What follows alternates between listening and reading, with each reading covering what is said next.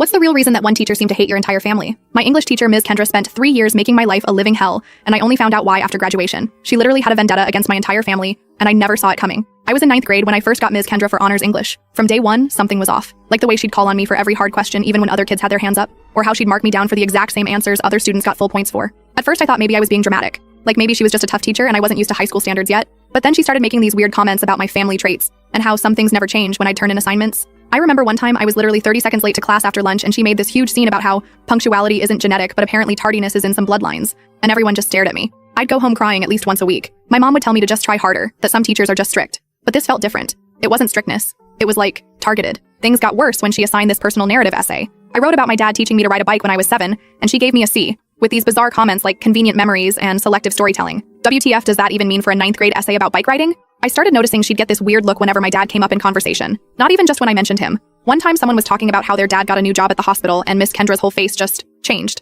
Asked which department super intensely. When they said cardiology, she relaxed but looked at me for like a solid 5 seconds. My dad's an accountant, so IDK what that was about. The real confirmation came when my little brother Trevor started 9th grade while I was in 11th. At dinner one night he was complaining about his psycho English teacher, and I literally felt my stomach drop before he even said her name. He'd gotten Ms. Kendra too. I asked what she was doing, and he described the same exact treatment. Junior year I wasn't in her class anymore, but she'd still find ways to mess with me, like volunteering to chaperone field trips I was on, or randomly selecting my locker during contraband checks. She even tried to block me from joining the literary magazine even though my GPA was well above the requirement. I started paying more attention to when her mood would shift. Mentions of my dad were definitely triggers, but also anytime someone brought up weddings or engagements. There was this one time during senior year when Miss Kieran, the nice history teacher, was showing off her engagement ring in the teacher's lounge, and I happened to walk by. Miss Kendra saw me glance at the ring and literally slammed her coffee mug down so hard it cracked. After that, I started a little experiment. I'd casually mention my dad around her just to see her reaction. Nothing obvious, just stuff like, my dad's picking me up early today, or my dad helped me research this topic. Every single time she'd get this tight look around her eyes and find some way to criticize me within the next few minutes. By graduation, I still had no answers. I'd asked my parents if they knew her and they both said no, never met her before parent-teacher conferences.